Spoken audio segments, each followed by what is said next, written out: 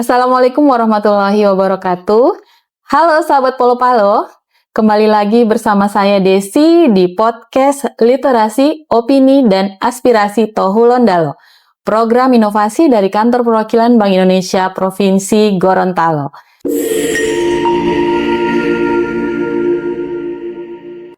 Kita tahu bersama, KRIS atau Quick Response Code Indonesian Standard hadir untuk memudahkan transaksi digital masyarakat. Tapi, seiring dengan meningkatnya penggunaan KRIS, aspek perlindungan konsumen jadi sangat penting untuk diperhatikan. Nah, untuk membahas hal ini, kita akan berbincang santai dengan tema KRIS aman, konsumen nyaman. Dan sudah hadir bersama kita dua narasumber terpilih. Yang pertama yaitu perwakilan dari Unit Implementasi Kebijakan Sistem Pembayaran dan Pengawasan SPPUR, Saudara Hadvan Hijrian. Gimana kabarnya Mas Hadvan? Baik, Alhamdulillah Kak. Alhamdulillah. Dan yang kedua, Duta KRIS dan PK, selaku pemenang KRIS Jelajah Indonesia tahun 2025, Saudara Sandi. Bagaimana kabarnya? Alhamdulillah baik, Mbak. Alhamdulillah. Ya, Saudara Sandi juga aktif mendampingi masyarakat di Gorontalo agar makin melek digital. Selamat datang dan terima kasih sudah bergabung di podcast Polo Palo hari ini. Dan langsung saja kita ke pertanyaan pertama dari Bank Indonesia dulu, yaitu Mas Hadvan ya. Bisa nggak dijelaskan secara singkat apa itu KRIS dan bagaimana posisinya dalam sistem pembayaran nasional? Oke. Pertanyaan pertama udah langsung ini ya. To the point. To the point. Makasih sekali lagi Kak Desi atas undangannya. Sebagaimana tadi sudah dijelaskan oleh Kak Desi, KRIS adalah kepanjangan dari Quick Response Code Indonesian Standard, sebuah standar QR untuk pembayaran yang berlaku secara nasional di Indonesia. Nah, KRIS sudah di-launching atau diluncurkan pada tahun 2019, tepatnya ketika di bulan Agustus Kak Desi, dan terus dikembangkan sampai dengan saat ini. Dan sudah banyak digunakan, juga sudah banyak fitur-fiturnya. Seperti itu kurang lebih. Oke. Nah, kalau tadi kita sudah mendengar penjelasan dari sisi regulator, sekarang saya ingin tahu dulu dari sisi Duta KRIS. Nah, pertanyaannya bagaimana pandangan Mas Sandi nih terhadap perilaku masyarakat Gorontalo dalam menggunakan KRIS? Baik, terima kasih Mbak. Untuk perilaku sendiri nih yang saya lihat secara nyata nih ketika turun lapangan, itu masih banyak yang kayak takut untuk menggunakan KRIS, dan ada juga yang udah welcome gitu sama digitalisasi yang sekarang ini sih Mbak. Oke. Nah, kalau kita kembali ke Bank Indonesia, masih banyak masyarakat yang mengira KRIS itu aplikasi. Nah, bagaimana penjelasan sebenarnya tentang KRIS dan bagaimana cara kerjanya? Oke, ini salah satu poin dalam setiap edukasi yang selalu kita ulang-ulang Kak Desi, bahwa KRIS itu adalah suatu fitur dari aplikasi pembayaran masing-masing PJP, penyedia jasa pembayaran. Jadi bukan merupakan aplikasi tambahan yang harus diinstal secara terpisah gitu ya, tapi suatu fitur yang sudah tertanam di aplikasi masing-masing PJP itu sendiri. Nah, cara penggunaannya juga sangat mudah, yang mana kita cukup menggunakan handphone kita untuk bertransaksi. Dengan menggunakan handphone, kita scan atau kita pindai, ada QR code yang tertempel atau terpasang di merchant atau di toko yang mau kita belanjakan. Baik, Gitu. Iya, baik. Tadi kita sudah mendapat penjelasan teknis dari Bank Indonesia. Nah, sekarang saya ingin dengar pengalaman di lapangan nih, terutama untuk Mas Sandi.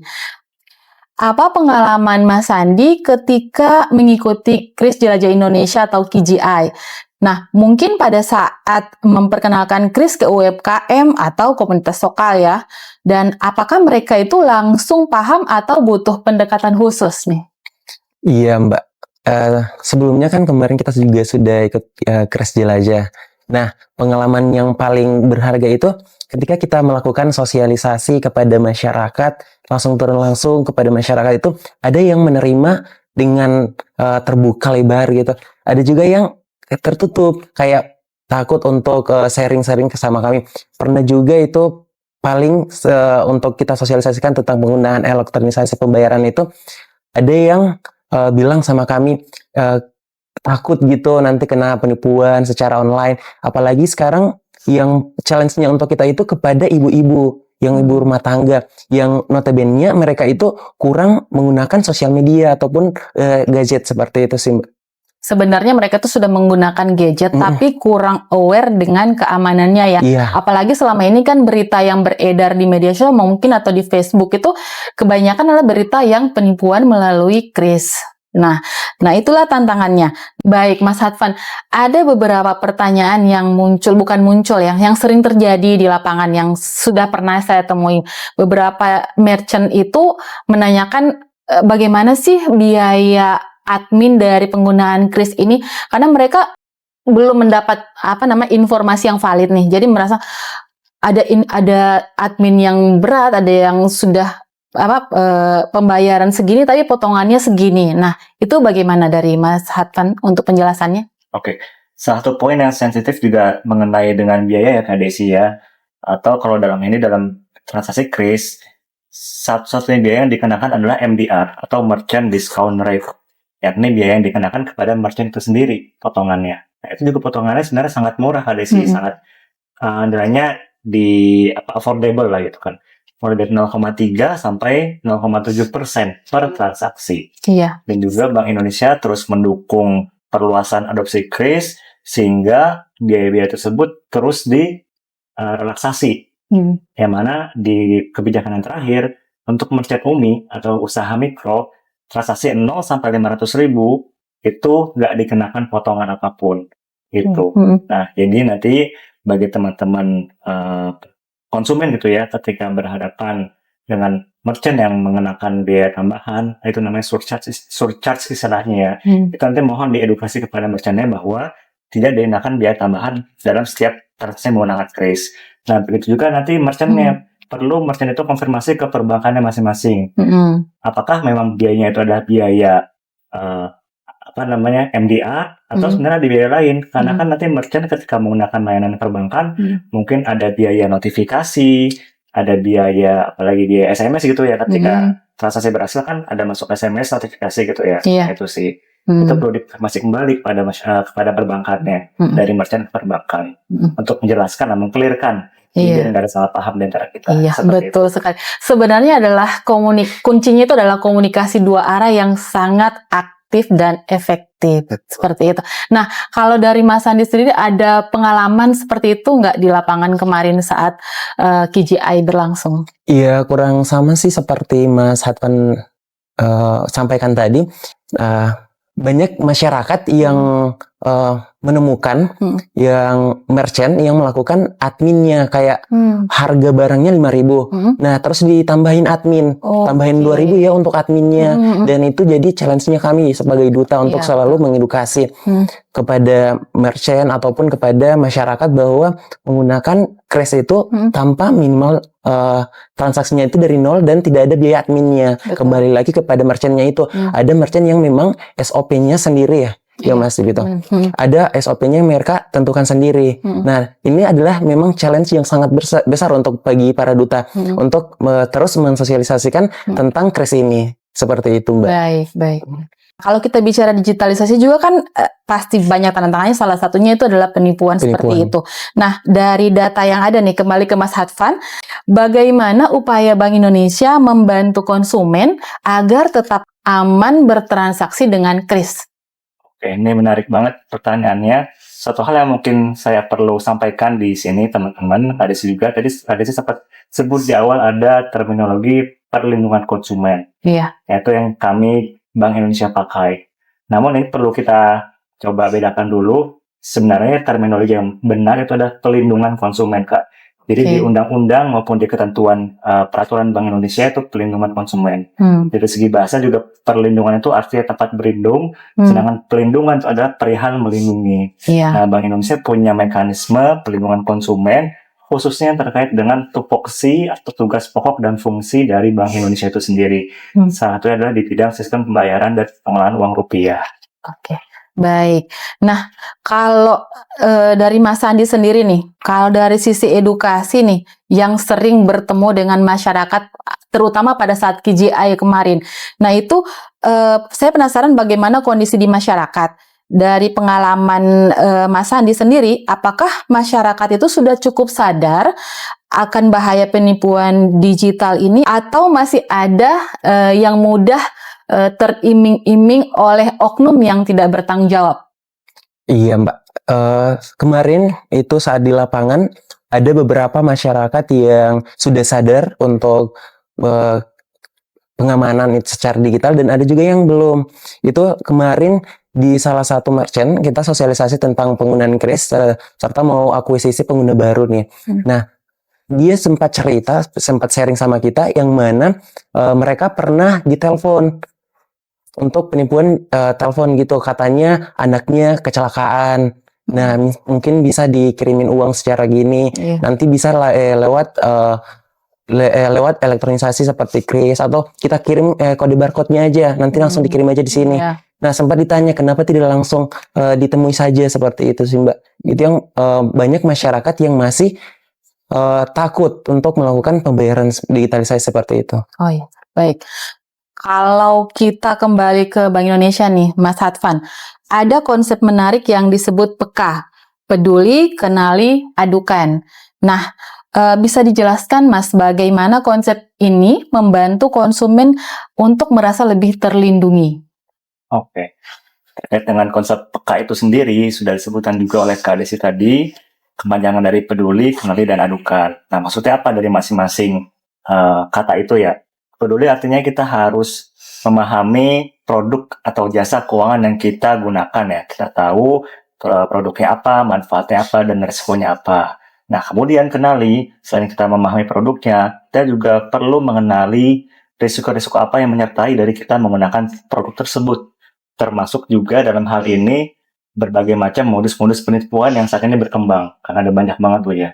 Nah, setelah kita peduli dengan produknya, paham dengan produknya, dan juga mengenal risiko-risikonya, yang terakhir kita adukan nih.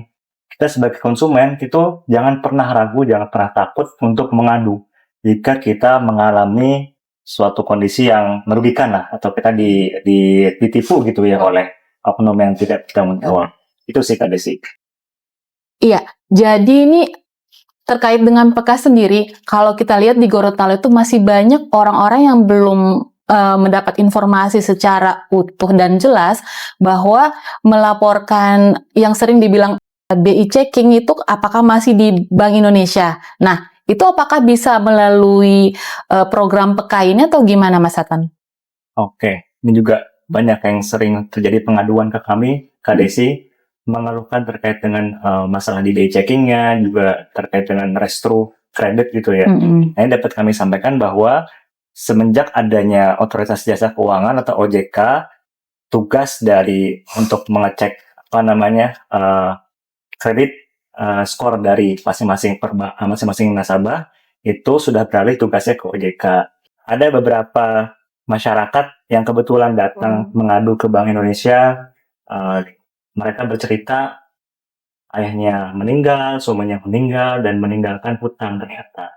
Nah, terus karena sudah meninggal, yang mencari nafkahnya sehingga mereka nggak ada kemampuan untuk membayar hutang tersebut, sehingga mengadukan restru kredit namanya. Itu mereka mengadu ke Bank Indonesia. Kemudian kami tetap terima pengaduan tersebut, kami tetap sambut gitu ya masyarakat yang mengadu. Namun kami juga sampaikan ke masyarakat bahwa karena BI adalah lembaga negara yang tugas pokoknya itu sudah diatur oleh undang-undang, dalam hal ini pengaduan terkait restru kredit tersebut itu di luar dari wewenang Bank Indonesia. Maka kami proses, kami teruskan ke otoritas terkait. Seperti itu Kak Desi. Baik, dalam hal ini adalah Otoritas Jasa Keuangan ya? Betul. Baik, benar.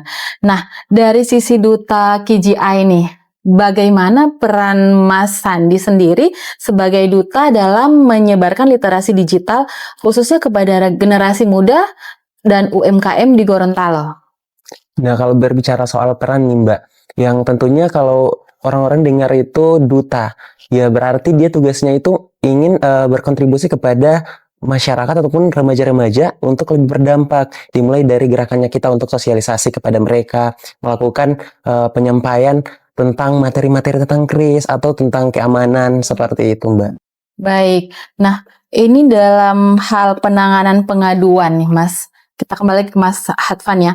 Kalau ada konsumen yang menjadi korban penipuan, tentu mereka butuh tahu dong harus ke mana. Nah, bisa dijelaskan kemana konsumen harus mengadu dan bagaimana langkah pertama yang bisa mereka lakukan? Oke, tadi kita balik lagi ke konsep peka tadi Iya. ya, peduli, kenali, adukan ya, ada 3. Sekarang spesifik bahas yang adukan. Nah, tentunya ketika konsumen memiliki kendala atau merasa pernah menjadi korban penipuan, yang harus pertama kali mereka lakukan tuh mereka mengadu ke PJP-nya terlebih dahulu sebagai first level of defense. Jadi di dalam skema perlindungan konsumen tuh kita ada beberapa layer untuk kita services atau defense gitu ya, atau pelayanan. Yang pertama tentunya harus melapor atau mengadu ke PJP-nya terlebih dahulu bahwa apa kendala yang dialami gitu ya, apa modus penipuan yang kiranya melanda mereka gitu ya.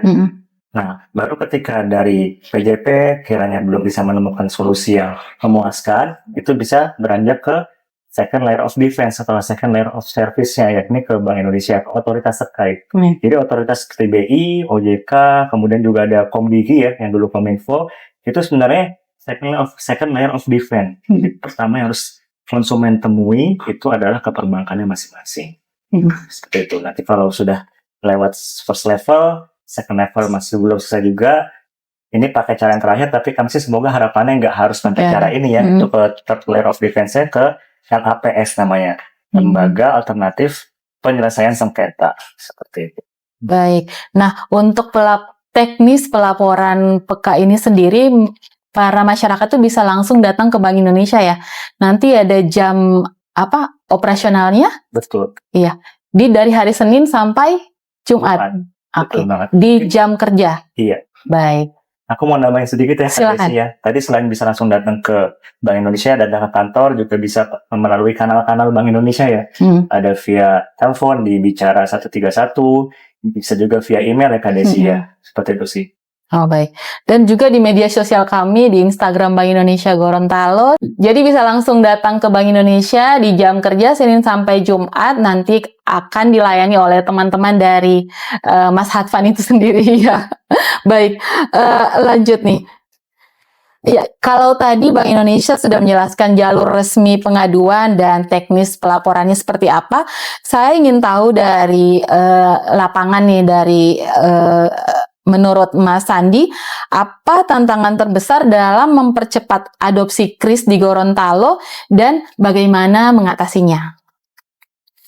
Iya, baik, Mbak. Untuk masalah terbesar yang dialami oleh Provinsi Gorontalo sendiri ya, untuk menggunakan kris, penyebaran kris, itu kemarin kita sudah melakukan kegiatan lagi turun lapangan bersama timnya Mas Advan, itu di sekolah.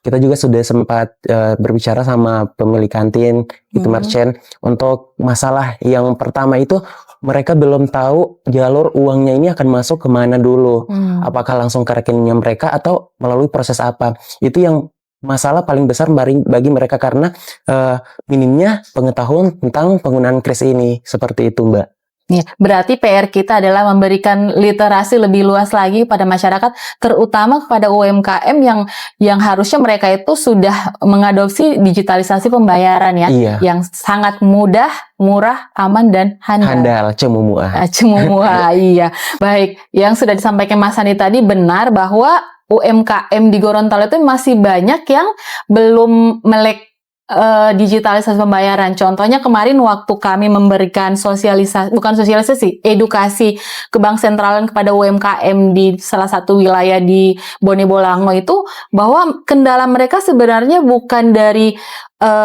teknis dari krisnya itu sendiri, tetapi karena mereka khawatir, karena beberapa ada yang sudah menyampaikan mereka itu sudah transaksi nih melalui kris, tapi ternyata bukti transaksi itu bodong dan ternyata tidak masuk ke rekening mereka. Nah, ada UMKM yang belum percaya dengan penggunaan kris ini karena masih mendengar berita-berita yang kurang baik di luar sana dan yang ternyata mereka tuh sebenarnya belum teredukasi dengan baik. Nah, menurut Mas Hadvan bagaimana dari penjelasan dari Mas Andi? Apakah ada tambahan? Ya, setuju yang disampaikan sama Mas Andi, benar banget.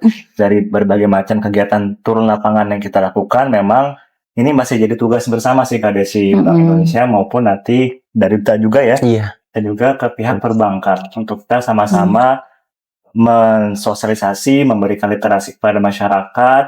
Tadi bagaimana kalau ini khususnya ke merchant ya, masyarakat Iya. sebagai merchant, sebagai pelaku usaha, bagaimana cara menggunakan kris dari PJP tersebut gitu ya, bagaimana cara menggunakannya, terus mekanismenya, akan dapat dana secara secara sistem itu seperti apa gitu ya, apakah real time, di pukul berapa kali settlement, itu perlu jadi perhatian masing-masing PJP untuk bisa memberikan literasi yang baik lah, pemahaman yang baik kepada merchant-nya, seperti itu sih Kak Desi. Baiklah, untuk menutup Polo-Palo pada sore hari ini, saya meminta closing statement mungkin dari Mas Hadvan dulu.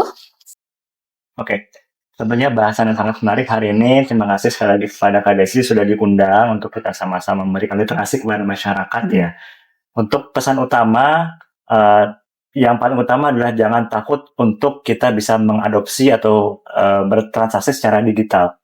Karena itu sangat memudahkan dan sangat memberikan kita kenyamanan serta aman. Nggak usah takut bagi masyarakat, karena kris itu tadi sebagaimana yang sudah kita diskusikan, cemumuah ya teman-teman semua, cepat, mudah, murah, aman, dan handal. Jadi kita nggak usah takut untuk bisa bertransaksi menggunakan kris. Nah, yang kedua adalah tadi kita perlu membekali diri kita sebagai konsumen dengan berbagai macam modus-modus penipuan yang berkembang saat ini. Harapannya dengan kita membekali, kita jadi tahu bagaimana oknum itu bekerja ya, sehingga kita bisa terhindar dari penipuan tersebut gitu ya. Seperti itu. Jadi selain kita semakin melek digital, juga kita punya pembekalan mengenai risiko yang menyertai digitalisasi tersebut. Baik. Iya, baik. Makasih Mas Hadvan. Selanjutnya untuk Sandi, ada closing statement apa untuk penonton Polo-Palo ini? Mungkin dari pembahasan tadi yang sangat luar biasa, pertama terima kasih Mbak sudah diundang saya untuk mengisi acara ini. Mungkin pesan saya kepada anak muda nih, ayo sama-sama kita menjadi generasi muda yang bisa berdampak kepada masyarakat, kepada seluruh lapisan masyarakat itu, maupun yang tua, yang muda. Mari sama-sama kita bergerak untuk lebih mengenal di era digital sekarang ini yang semakin berkembang. Baiklah, terima kasih kepada kedua narasumber hebat kita pada sore hari ini. Semoga podcast ini bermanfaat untuk sahabat Polo-Palo semua, dan jangan lupa terus gunakan kris.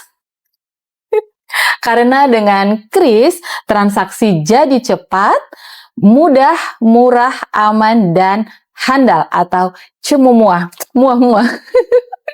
Sampai jumpa di episode berikutnya. Dah. Assalamualaikum warahmatullahi wabarakatuh.